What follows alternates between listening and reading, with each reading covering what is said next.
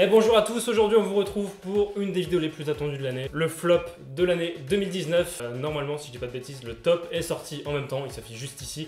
Vous voyez, celui que vous voulez en premier, c'est vraiment au choix, à la carte, comme au restaurant, tu connais. Du coup, on va vous parler aujourd'hui des flops de cette année, les pires films, ou en tout cas, au-delà des mauvais films, ceux qu'on attendait principalement et qui nous ont vraiment déçus.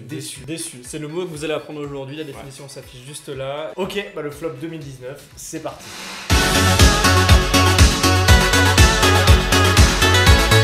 Juste avant de le commencer, on s'abonne et on met la cloche, comme ça on est paré pour l'année 2020 qui arrive là dans quelques jours. Je précise qu'on va faire un top 10 commun des flops de l'année 2019 et il se peut que dans ce top 10 de temps en temps on balance juste voilà chacun un film perso qu'on a vraiment pas kiffé. En tout cas sachez juste qu'il y aura du débat parce que c'est pas facile honnêtement de trouver des films qu'on n'a pas aimés. Il y a des films qui sont pas ouf, mais il a fallu choisir et comme tu le disais très bien avant, c'est surtout les films qui nous ont déçus. Évidemment, c'est notre avis personnel. S'il y a des films qu'on va citer où vous n'êtes pas d'accord avec nous, ben c'est bien, c'est encore mieux même parce qu'au moment où on va pouvoir débattre dans les commentaires, l'espace est fait Dites-nous pour ça. pourquoi on devrait les aimer, c'est Voilà. Ah bon, on commence tout de suite et on va parler d'un film qui est inclassable. C'est un ovni, on va Oui, dire. il fallait en parler quand même. Ce film, c'est Mektoub My Love Intermezzo d'Abdelatif Kechiche. Ce film qu'on a eu la chance, je sais pas si on peut dire la chance, si la chance, parce qu'on est vraiment des privilégiés. C'était 4 heures quand même. À avoir vu ce film déjà à Cannes, grand palais du festival de Cannes. C'est vrai. Le film qui dure 4 heures, est-ce que c'est bon 4 Oui, heures, vous 4 savez ce heures. que c'est 4 heures? Mais malheureusement, on peut même pas le classer ce film. Pourquoi? Parce qu'il n'est même pas sorti au cinéma. Ce qui est intéressant avec ce film, ah oui, il y a des choses intéressantes dans les Ah mauvais oui. films, c'est que c'est tellement spécial et tellement un ovni, ça nous sort tellement de notre zone de confort, tellement c'est mauvais. C'est Ça- une expérience de cinéma. Voilà, c'est ça, c'est une expérience. Je pense faut le vivre parce que les gens qui l'ont vécu, ils s'en sont tous ressortis vides. ouais, c'est Voilà, ça. c'est ça. Ma réaction après le film, juste pour voir. C'est le pire film de toute ma vie. Il y en a très peu qui sont restés jusqu'au bout de cette séance parce que c'était un supplice pour tout le monde. Début 40 minutes de bande de potes à la plage, qui était plutôt cool. Et ensuite 3 heures de discothèque avec une musique qui t'explose les tympans. Pendant 3 heures avec tu cales 20 minutes de film porno à l'intérieur. Des plans fesses, des femmes qui dansent, principalement des femmes. très peu de Et plans sur les pas hommes. d'histoire. Pas Tu ne d'histoire, sais ça, pas c'est ce que tu important, fous ça. là. Pas d'histoire. C'était chiant. Bref, c'était une expérience. On est au moins heureux de l'avoir vécu parce qu'au moins Oui. on peut en parler et ça Ouais. c'est On peut dire on l'a fait, et C'est ça, vrai. c'est déjà bien. Dites-vous que tous les films qu'on va citer là, ils ont une histoire, en quelque sorte. Voilà. Je propose de commencer gentiment ce petit flop 10 et du coup commencer par la 10e position, c'est parti. Alors, pour ce film, je tiens à dire que ça a été compliqué de se mettre d'accord. Pour ce film, on a monsieur à ma droite, donc à votre gauche, qui n'est pas d'accord. C'est pour ça qu'on l'a mis en 10e parce que je suis d'accord de dire que c'est un film qu'on attendait mais On qui peut nous a préciser déçus. quand même parce qu'on l'a pas dit. C'est ça chapitre 2. Voilà, ça chapitre 2. Donc la suite du premier qui était sorti en 2017. On avait tous vraiment kiffé ce film. Et du coup, grosse attente sur le 2, surtout quand on voit le casting qui était annoncé avec James McAvoy, Jessica Chastain, le petit caméo de Xavier Dolan. Oui, il était notamment. trop cool. On est ressorti de la salle en se disant ah, c'est ça la fin. En fait, le Ouais. truc, c'est pas que le film est mauvais en soi, il y a de très très bonnes choses dans ce film. Mais le problème, c'est que tu pars d'un premier épisode tellement bien qui change Ils ont vraiment du de mal. ce qu'on a vu. Il y a des incohérences, il y a il y a des petits problèmes de scénar, il y a des problèmes, il y a de la mise en scène qui est pas forcément super. Même la fin est pas ultra cool. Enfin, je sais pas. Moi je dirais que c'est la fin qui m'a le plus déçu Voilà. dans le film, c'est pour ça que j'accepte de le mettre dans ce flop 10. Et c'est ce qui est intéressant même avec ce film, on l'oublie souvent. Vous le savez que ça a été écrit par Stephen King à la base, c'est sorti en bouquin. Et on oublie souvent, et il faut le rappeler, les gens ont tendance à trop le surélever ce mec. ouais. Stephen King, il fait pas que des très bonnes œuvres. hein. Non, Il a fait plein de choses qui sont vraiment pas faux folles. Il y a de très très bonnes choses qu'il a faites. Bah, la ligne verte notamment, c'est le meilleur exemple. Donc tu vois, c'est ça qu'il faut se dire, Stephen King, il fait pas que des bonnes choses. C'est pas parce que Stephen King est crédité machin, qu'il a écrit le truc que ça va être forcément bien. Du coup voilà, ça chapitre 2, 10e position. C'est pas un mauvais film mais c'était vraiment pas fou. On passe au 9e film. À la 9e position, Men in Black International, le 4e film. Non mais je trouve que ce film était vraiment pas nécessaire. Inutile, le scénario, il servait à rien, c'est vraiment le pur scénario basique. Mais vraiment c'était pas intéressant quoi. Surtout qu'ils ont essayé de partir sur un truc un peu différent, mais au final tu perds quand même l'univers enfin je sais pas, ça c'était vraiment... Bah, ils ont joué le côté en Europe, c'est bien, mais quand vous faites une tour Eiffel ou un Paris, faites-le vraiment quoi, parce que c'était un studio, et en plus quand tu vois la tour Eiffel et que tu y vas souvent, voilà, Oui. quand tu connais, et que tu vas devant, tu te dis mais c'est pas du tout le vrai Ouais. endroit là, ils ont remodélisé Paris, mais C'est Ah, comme. rien à voir. Bon, moi, il y a un tout petit truc, c'est peut-être le seul truc que j'ai aimé dans ce film, c'est Chris Hemsworth et Tessa Thompson. Parce que les deux forment c'est un un duo qui marche bien. Moi, j'aime beaucoup, Oui. dans Thor 3 notamment, et même après. Mais tu vois, je trouve que du coup, voilà. ils font pas Men in Black. Voilà, Genre, c'est les ça. voir ensemble, c'est un duo qui marche bien, mais t'as l'impression Oui. de regarder un Marvel. quand C'est tu exactement vois, ça, surtout que Chris Hemsworth dans le film, il joue un Thor en fait. Oui, Il a et le même il y a même humour. une blague à un moment donné. Oui, où avec il a le un marteau, c'est dans en la main. bande-annonce. C'est dans la bande-annonce et Ouais. il fait genre. Il croit qu'il va s'en servir, il le balance, ça marche pas. Alors certes, c'est drôle. Ouais. Genre, le film est vraiment pas nécessaire, hein, franchement. Il n'est pas nécessaire. On passe à la 8ème place de ce classement. Je le rappelle que plus on descend, plus c'est pourri. Hein. C'est justement parce que du coup, il y en a qui peuvent se dire c'est l'inverse. Non. Voilà.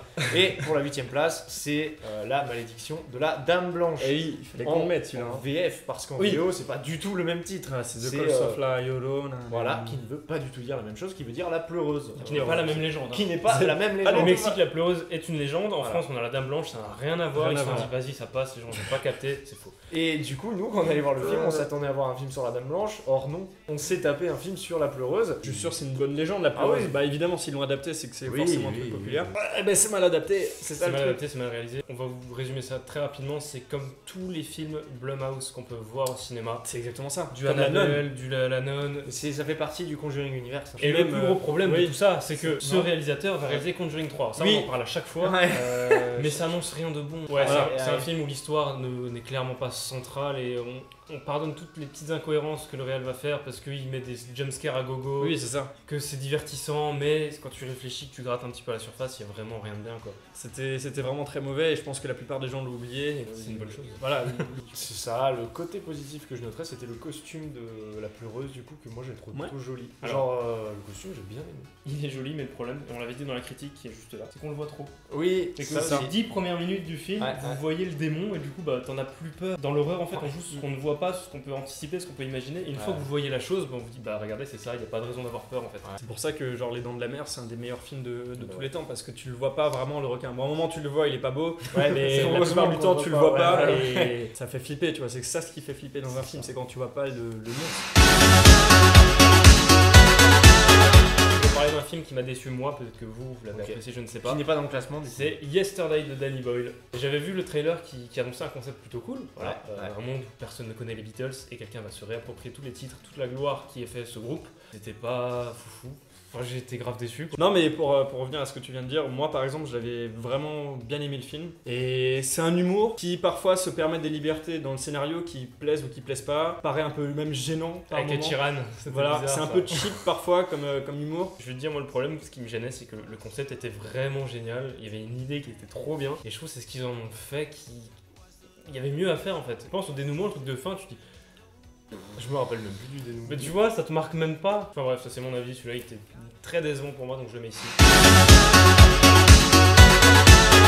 On va enchaîner avec la 7ème place qui est Godzilla 2, le roi des monstres, mais pas le roi du top. Il était pas très bien. Godzilla qui est la suite du remake Du- de Gareth Edwards de 2014. Il y avait un truc qui fait que je pense qu'on est tous d'accord qu'on fait qu'on a bien aimé le premier, c'est le fait de pas montrer le monstre et le fait aussi d'avoir une approche plus humaine. La plupart des shots étaient vraiment pris de hauteur d'homme. voilà, Ouais, hauteur c'était trop d'homme. bien. Tu le vois jamais en gros. Tu vois en genre large, tu vois. un pied qui se Voilà, projette, par qui te exemple. fait une épaule, enfin, tu vois des écailles, tu comprenais pas vraiment ce que c'était, t'avais toujours un doute sur la forme. Et bah là dans celui-là ils ont fait tout l'inverse, ils se sont dit allez on va faire des plans très larges, on le voit, on dirait qu'il fait notre taille. Voilà. Non, mais là en fait, je pense qu'il sait plus rendre hommage au vieux film où au vieux film il y avait un mec Oui, dans un c'était- costume qui se c'était- battait oui, dans ça, le kaiju ouais, de ouais. ville. Ouais. Et du coup, on le voit plus en entier et du coup c'est vrai qu'on perd cette immensité du truc. Même Moi je prends l'exemple de Pacific Rim. Exactement, c'est ce que j'allais Pacific dire. Rim, le premier faisait ça très bien, c'est-à-dire Ouais, qu'on mettait, on mettait les Jaegers, donc les robots Ouais.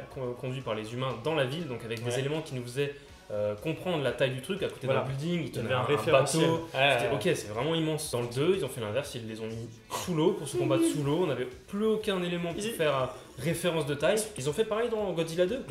Dans Godzilla 1, on avait Godzilla contre d'autres créatures, voilà, mais c'était vraiment, disons, la représentation de la nature qui se venge de tout ce que l'homme Oui. peut lui faire. C'était impressionnant surtout. C'est ça. Après, ça fait une catastrophe en fait. Bon, il y a des plans, il y a des plans qui étaient vraiment très beaux. Des trucs qui sont sympas. Des belles Ouais. couleurs et tout, la photo était pas mal. Mais ouais, après c'est que du CGI. Tout ce qu'on veut voir, c'est Godzilla qui combat des gros monstres et on veut, comme tu l'as dit, un film catastrophe où les humains essaient de survivre. Oui, Pareil, c'est ça, essaient de ça. dompter la créature. Donc, bref, le 1 est génial. Du coup, Godzilla 2, pas terrible. Bon, on va enchaîner tout de suite, on passe à la 6ème position et là c'est un film qu'on a vraiment pas trop aimé, c'est Annabelle 3. Voilà, après c'est une saga qui a énormément divisé. Moi le, Toi, t'aimes 1 bien et Annabelle. 2, moi le 1 et 2 j'aime beaucoup parce qu'ils se complètent, je trouve ça cool. Le 3 il est pas bien. Voilà. Voilà, c'est tout. Je crois que le problème, c'est qu'ils ont essayé de lier ça un peu trop à Conjuring. La fille des Warren, le film se passe dans la maison des Warren, donc Ouais, c'est vraiment intégré au truc. On a l'impression de voir un Conjuring 2,5. Et on l'avait dit dans la critique, c'était qu'il y avait trop de démons. On nous fait croire qu'il y en a plein, en fait on en montre aucun, à part un qui est très cool mais qui n'est pas du tout montré, c'est le mec qui a les pièces dans les yeux. Oh lui il faisait flipper. Le Hein. passeur, je crois Ouais, qu'il s'appelle. lui il faisait flipper. Et il y avait des trucs tout nuls là avec un chien. Oui, loup-garou, le chien là, là, avec c'est- le, ouais, c'est le exactement ça. personnage du voisin qui est amoureux, il vient avec sa guitare, il apparaît et il repart et Oui, c'est ouais, c'est nul. Il y a aussi ce truc dans Annabelle 3 qui est un truc que je déteste vraiment dans les films. La plupart des gens détestent ça et voilà. C'est le fait qu'au début du film il se passe un truc et au final rien n'a Qui est vendu au changé. début, c'est ça. Et du coup, le film ne sert à rien. C'est exactement le ressenti que j'ai pour Annabelle parce que il se passe un truc avec la poupée au début du film, puis à la fin, elle est remise à son endroit et puis c'est fini. C'est faux. Je vois un peu ça comme un court métrage, tu sais, moi vraiment aussi, un court métrage de transition que tu peux voir sur YouTube, mais Ouais. même il est beaucoup trop long en plus. On passe à la 5ème position et on va parler de X-Men Dark Phoenix. Il y avait énormément d'attentes vu que c'est un film Marvel, mais pas du MCU et qui tombait en plein milieu de Infinity War Endgame. C'est pas bien. Il était vraiment pas bien. Putain. Le film sert à rien et puis en plus il nique toute la cohérence des Oui, autres c'est films ça. avec la fin, on dira pas mais il y a une fin qui arrive et il y a certains personnages qui ne seront plus là, qui disparaissent et du coup vu que ça se passe avant normalement les originaux et ben c'est totalement con quoi, je veux dire ou alors ça veut dire qu'ils avaient prévu d'autres choses pour la suite mais au final ils vont pas le faire parce que de ce que j'ai compris les X-Men qui vont intégrer le Marvel Cinematic Universe ça sera certainement Ce sera d'autres un recast, acteurs ouais. donc Ouais. c'est totalement, en fait, ce film, pareil, il a aucune vie, il ne servait à rien, Mhm. en fait. Il servait à rien, ce film. T'as l'impression que c'est pas le dernier film X-Men. T'arrives aux 5 dernières minutes, même les 2 dernières minutes, et on te met un plan, à mon avis ça a été rajouté en post-production, où on te dit c'est le dernier. Genre, on parlait de fin de saga la dernière fois, on est sur une énorme saga X-Men. Tu sais, ça se finit, mais comme de la merde. Hein. C'est vraiment genre... Il y a des morts de personnages dans ce film qui sont mais atténués à un point Ouais. que tu vois ça, t'es même pas impacté, t'as pas de personnages frisson, très tu pleures importants. pas. Ouais, ils sont centraux quoi. Ouais. Tu vois leur mort, tu dis ok, ils reviennent après du coup. Ouais. Bah oui, parce que tu Totalement. vu que normalement dans la suite ils sont là, Et- tu te dis bah il va Et revenir. après ils te font non, elle est morte. Non, non, Genre, d'accord. Ah, ce personnage meurt, d'accord. D'accord. Vraiment. Et puis, attends, la fin de Charles Xavier et Magneto qui ont une espèce de romance durant tous les films, voilà. Ouais. Elle se termine de la façon mais la plus niaise Ah oui, possible. c'est vrai. Ils sont dans une rue et ils sont Oui, à Paris, donc en France, et écrit Café de l'amitié. Oui, Est-ce qu'on peut oui. faire plus cliché que ça, vraiment. C'est nul, mais grosse déception. C'est- Déjà que je l'attendais pas de base, Dark Phoenix. Parce que justement, Apocalypse m'avait déçu et je me suis dit, bon, les New Mutants, on les attend toujours. Parce que putain, donnez-nous un vrai film de mutants un peu original avec. Santé sortir en même temps. Je vous dis un truc, le trailer est sorti il y a 3 ans. Ouais. 3 ans qu'on a eu le trailer. On n'a toujours pas de film. Enfin bref, X-Men, C'est vivement ton que Marvel remette un peu d'ordre là-dedans. J'espère qu'ils vont recaster tout le monde, foutre tout ça à la poubelle et recommencer sur des C'est bonnes con bases. parce que ça partait mais tellement bien. Il y avait même un moment où ils étaient carrément mieux Ils se que le différencient. MCU parce qu'il y avait un contexte intelligent, tu vois, il y avait de la politique, il y avait un vrai parti pris de mise en scène, il y a un scénario très compliqué et pourtant facilement compréhensif. Enfin, je veux dire, il y avait tellement de choses, beaucoup de détails, beaucoup de richesses qui faisaient que les 2 premiers films étaient excellents. Et après, ça s'est cassé la gueule, c'est vraiment dommage d'en arriver là, quoi, putain. Ok, du coup, Flo, t'as pu faire ta mention honorable Ouais, avant. Du coup, bah moi oui. aussi, je vais défoncer un film que j'aime pas du tout. Je parle du nouveau Hellboy, voilà. Et que j'ai trouvé terriblement mauvais. Voilà, il a vraiment divisé parce que je sais qu'il y a beaucoup de gens qui sont attachés à l'univers, qui ont surkiffé. Moi, j'aime beaucoup le premier et le deuxième. j'adore. Et ouais, je l'attendais vraiment parce qu'il y a David Harbour qui joue Hellboy et ça c'est génial. Et je suis grave déçu et ça m'a fait chier et pour différentes raisons. Déjà le scénario, c'est le scénario d'un film qui mérite sa place dans un flop, très basique, très classique. Il y a des méchants et des gentils. Voilà, c'est exactement ça, méchant, gentil, il y a un twist. Et aussi pour autre chose, parce que Hellboy a une certaine esthétique, parce que ça joue sur l'enfer. Bah justement, les films de Del Toro, Del Toro on le connaît en termes de production design, il est monstrueux. Ouais. Et c'est là qu'est le problème de Hellboy, le nouveau. C'est moche, c'est du fond vert à gogo. Ça te sort direct du film, tu peux pas. C'est un pur, on dirait un direct ou DVD. Ça m'a vraiment déçu, alors que j'avais quand même une attente sur ce film. On continue avec le top 4 qui sera Rambo Last Blood qui est sorti cette année. C'est bien fait défoncer sur cette critique. On va essayer de recentrer tout ça, histoire de pas trop partir dans tous les sens. On aime beaucoup les Rambo. Oui. Les 1, 2, 3 sont vraiment cool, c'est une belle saga. Voilà, les années 80, Stallone il a fait un taf fou. Le 4, il a essayé de le refaire sortir de ses cartons en mode j'aime mes personnages, je veux pas les faire mourir, il l'a dit en masterclass. Oui. Il a continué avec le 5. C'est vraiment pas nécessaire. Rambo 5, ça porte quoi à l'histoire? Alors là vous me direz oui mais...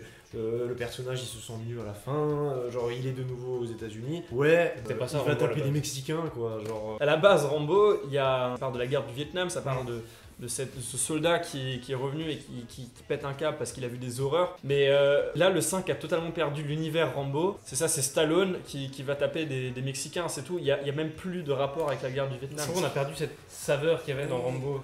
Alors je dis bien, je le kiffe, j'adore le voir dans des films, mais malheureusement, les films qu'il a fait cette année, je crois qu'ils sont tous dans mon top flop. Hein. Évasion 3, pour ceux qui l'ont vu, grosse pépite celui-là. Hein. Là, il joue juste tonton Stallone qui a vieilli. Mais on l'adore, il est gentil, voilà. Mais malheureusement, Rambo 5, je le trouve pas utile. Moi, c'était plus la technique vraiment qui était vraiment très mauvaise. C'était une technique de direct au DVD. Hein. Les plans étaient même parfois cramés, sérieusement. Je un film au cinéma, oui, il y en avait deux. Les VFX étaient à chier. Ah voilà, on a assez détruit ce film pour aujourd'hui. Soyez sympa dans les commentaires, s'il vous plaît.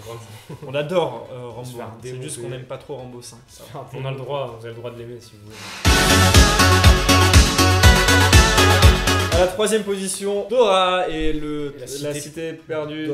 Alors moi je l'attendais un peu parce que le casting était cool. Ouais, alors je l'ai pas vu mais je vais faire l'intervieweur. Est-ce que ce serait pas un peu plus de la curiosité? Alors, oui c'est ça. Non mais il y a de la curiosité. La nostalgie surtout. Nostalgie et le fait que Dora c'était souvent avant d'aller à l'école le matin tu regardais le dessin totalement animé et tout le temps. Et ils font une adaptation. Franchement t'avais envie de retrouver cet univers. Les 5 premières minutes, voire les 2 premières minutes je me suis dit c'est exactement l'univers. Alors on va spoiler la meilleure blague. Bah oui, il faut spoiler la meilleure blague. Il y a une blague. Elle est géniale, c'est le moment où Dora, elle part avec ses parents, elle est au petit-déj, puis à un moment elle se tourne vers la caméra et elle dit je sais pas quoi en anglais, et puis personne ne répond et tout le monde la regarde. Et ses parents ils regardent, mais c'est quoi? Qu'est-ce que tu fais? Honnêtement, les 5 premières minutes, j'ai kiffé parce que elle étant petite et on la voit en train de jouer avec Diego. Et en fait, c'est drôle parce que c'est expliqué comme quoi c'est une enfant. Quand t'es enfant, tu joues avec ça et tout. Donc voilà. Et en fait, quand tu vois qu'elle a grandi et qu'elle est toujours dans ce mode-là, t'as l'impression qu'elle est juste attardée en fait. C'est vraiment ça, hein. Les gens sont. Moi, ça m'avait fait rire les moments, surtout au lycée, au début. Après, c'était un peu moins bien. Quand tu la vois, genre, elle sort un couteau de son sac et tout. C'est marrant de sortir un personnage d'un dessin animé un peu taré, tu vois, où il est dans le monde moderne. C'est marrant 1 minute, puis après, c'est lassant, puis après, c'est même plus drôle. Le souci, c'est qu'ils sont même pas allés au bout du délire, c'est-à-dire qu'ils l'ont fait, mais ils sont quand même restés dans un truc d'un film pour tout public, pour enfants. D'aventure. Un film d'aventure. Parce que c'est le cliché absolu du film d'aventure avec des retournements de situation en veux-tu en voilà, il y a que ça. C'est nul. C'est des lycéens qui se retrouvent dans la jungle et qui cherchent une cité perdue. Pour une raison totalement mal foutue, mal écrite. Ils se retrouvent au milieu de la jungle, mais genre en mode ils sont au musée, puis après ils arrivent dans un carton qui les emmène dans un. C'est catastrophique. Et ce qui est encore plus catastrophique, c'est les effets spéciaux. Oui. Même un direct ou DVD est mieux parfois. En fait, c'est un fan film. C'est ça. On passe au top 2. On parle de Black Christmas. Oui, désolé. On n'avait pas d'attente particulière sur ce film. On s'attendait à voir un film d'horreur et finalement. Un film d'horreur, regarde, ça me fait rire. Ouais, voilà, finalement c'était. C'était pas un film. En fait, s'il est dans ce flop, c'est juste qu'il est vraiment très mauvais. Et c'est mauvais. Le scénario est écrit écrit sur un rouleau de PQ. Le scénariste s'est torché avec. Le film se prend au sérieux, il devrait pas. Le message, c'est en gros, ils disent qu'il y a trop. Enfin, il faut rétablir l'équilibre, que c'est les hommes, les hommes sont supérieurs dans Ouais, ce c'est film. une espèce de secte Voilà, qui croit que les hommes vont dominer le monde et du coup ils veulent tuer des femmes. Et les femmes du coup disent oui mais tous les hommes sont méchants. En fait, c'est totalement con. Il y a aucun dialogue. Quand tu vas voir un film d'horreur, tu vas pas parler féminisme. Mais ça aurait pu être bien un film d'horreur féministe. C'est que là, ils vont dans un délire où c'est même plus du féminisme. Moi, c'est ce que je voyais. Moi, je voyais des gens. Vous connaissez, je pense, le truc qui s'est passé récemment avec Ace Ventura où ils ont voulu le supprimer de Netflix. Enfin, il y a eu 3 pélos qui ont voulu le supprimer de Netflix parce qu'il y a une scène voilà, où il fait une blague un peu homophobe. Voilà, c'est de l'humour. C'est bon, c'est de l'humour des années 90. La plupart des gens s'en battent la race. La plupart même des gens ont kiffé ce film et cette blague. Moi, je voyais ce film comme ça. Je voyais ce film comme les personnes qui sont capables de descendre des. Parce qu'il y a souvent ça. Il y a un moment où ils veulent. Ah oui, alors ça, c'est très bien. Ça, c'est très très drôle. Il y a un délire dans ce film avec une pétition que les gens doivent signer parce que le prof de littérature ne fait étudier aux élèves que des écrivains blancs et hommes. Voilà, moi je voyais ça exactement comme le truc de Ace Ventura où comme quoi il faut absolument renier le passé. Alors que, je veux pas dire, mais évidemment qu'il va étudier des hommes blancs qui écrivent parce que à l'époque, malheureusement, laissaient leur chance qu'à eux. Il y a beaucoup d'auteurs femmes qui ont dû changer de nom pour pouvoir être édité. Voilà, c'est normal de faire étudier des hommes blancs. Évidemment qu'il y a d'autres personnes, évidemment qu'il y a des auteurs de couleur, des auteurs femmes, n'importe qui. C'est juste que voilà, là, ouais. Non, là, c'est un tout petit point dans le film qui. Non, mais c'est vrai, t'as raison. Et ce film, en fait, c'est un film qui essaie de véhiculer un message qu'il ne comprend pas et du coup, c'est détourné par l'histoire qui, du coup, ça en fait un mauvais film. Mais là, ce film, Black Christmas, c'est un condensé de merde pendant 1h30. Et franchement, on était à 2 doigts de sortir de la salle, mais on s'est dit on va rester jusqu'au bout parce qu'il le faut. Et en fait, la fin se termine comme le début, c'est-à-dire qu'il n'y a rien. La fin se termine vraiment sur un plan. Rien quoi. On s'attend à une suite. Rien. Un générique, c'est tout. Rien. Bon, je dépose maintenant mon alerte, petite mention de film que je n'ai pas forcément apprécié. Je l'ai quand même préféré à Black Christmas. Ouais. Us, qui est sorti cette année, là, en début d'année à peu près. J'avais adoré Get Out. Je suis tombé dans le truc des incohérences au niveau du scénario. Et je suis tombé dans un truc en mode mais attends, c'est pas logique ce qui se passe là, je comprends pas. Je me suis perdu dans le film et jusqu'à la fin, je me suis dit mais qu'est-ce qui... Non. Et moi je dirais que c'est le scénario en lui-même. Au niveau de l'histoire, si on parle d'un film d'horreur, histoire, il y a certains points où des personnages ne devraient pas être là, ce qui s'est passé c'est pas logique, des retournements de situation qui ne collent pas. Moi, j'ai trop de détails que j'ai pas aimé et ça m'a brisé le film et genre j'ai pas du tout kiffé. C'est juste des conneries comme ça, mais c'est quand tu cherches trop loin. Si tu restes en dehors et tu acceptes juste que le film te dit, ça peut peut-être marcher. C'est juste pas rentrer dans le truc en fait. Oui, je pense que c'est ça. Ouais. T'adhères ou t'adhères pas. C'est comme tous les films en fait, mais voilà. Sauf Black Christmas. Très bien, on a fait le tour de tous les films. Il en reste un seul, le top 1, le flop 1. Numéro uno, number Voilà, one. c'est ça. Celui-là, je pense que c'est vraiment l'exemple parfait de beaucoup d'attentes, très peu de résultats. C'est plus la déception là qui est présente. Parce que contrairement à Black Christmas, c'est pas un film où on a détesté par le message. C'est ça. On va arrêter le suspense. Oui, on parle de Glace. De Shyamalan. La film suite. qui est la suite de Split, qui est la suite d'Incassable. Incassable. Parce que quand on voit Split tout seul, on se dit d'accord, c'est un très bon film, mais l'intégrer ensuite à ce truc fou qui est Incassable, parce que Incassable c'est quand même un film, un très grand film, qui est considéré comme un des meilleurs films de super-héros. Split était génial. Split, j'adore. Split est génial. Mais Split, ce qui était cool, les deux en fait sont géniaux parce que les deux véhiculent un message qui est génial. Le premier, c'est tous les super-héros ne portent pas de cap, tu vois. Ouais, c'est un peu ce délire là en mode le mec du quotidien qui a un peu une routine et du coup il se dit bon, je vais aider les gens. Et du coup, il devient un peu un super-héros parce qu'il a une particularité physique. Alors que Split, lui, ça parle plus d'un truc philosophique, c'est plus sur les démons qu'on a au fond de nous, l'acceptation des autres ou de soi. Je pense que c'est juste deux univers qui ne collaient pas vraiment ensemble et là maintenant qu'ils l'ont mis, ça a du mal à coexister dans un film et je trouve que justement on passait trop d'un style à l'autre. On avait le côté fantastique, super-héros du quotidien comme tu disais avec Bruce Willis et ses pouvoirs et le côté personnalité de McAvoy et ça va pas ensemble. Parce qu'il y a tellement il est pas pareil. Il est riche. C'est censé être un film où c'est des titans qui se rencontrent. Enfin, faut caricaturer ça, tu vois. Et le film ne bouge pas. Il est vraiment super mou, super plat. Même la fin, c'est limite un troll ce qui te fait le réal en te disant, à un moment donné, il y a une ligne de texte qui te dit ouais, va y avoir un congrès ou je sais pas quoi sur une grosse soirée sur un toit toit Ouais. d'un immeuble. Et là, dans ta tête de spectateur, tu te dis, Oh, trop la bien, scène finale scène va être finale. là-bas, ça va être fou. Et au final, Non, ah oui, oui, ils vont ça, même pas. ça se C'est finit sur sur un un parking. parking. T'as un peu l'impression que c'est low budget. Et moi, par contre, ce qui m'a déçu vraiment surtout, c'est que le film s'appelle Glass et je pensais vraiment que le film allait être plus concentré. On parle quand même pas mal des origines de Elijah, c'est ça Elijah, Glass.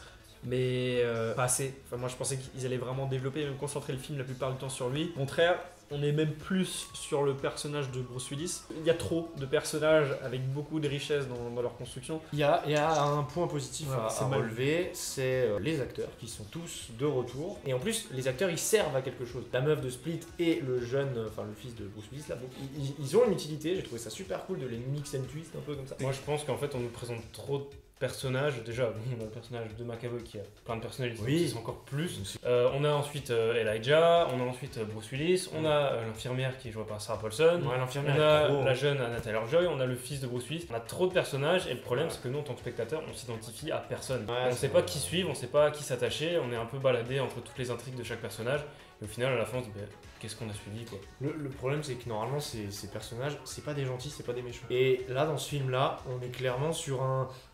James McAvoy, c'est un méchant, et il y a une organisation secrète. Et ils disent, ouais, l'affaire de je sais plus quoi, elle est résolue. Il y en a plein dans d'autres villes. J'ai trouvé ça très bizarre, très maladroit, parce que je sais pas si c'est pour donner envie à une suite ou quoi que ce soit, mais j'ai trouvé que cet élément était de trop, ne servait à rien, parce que rajouter une organisation secrète, moi ça me fait toujours penser à, je sais pas, genre le Shield ou un truc Un comme mélange ça. de tous ces films un peu mauvais. Ah, pas mal. Non, mais c'est vrai! Non, mais en vrai, honnêtement, le film, c'est pas le pire film de l'année. Non.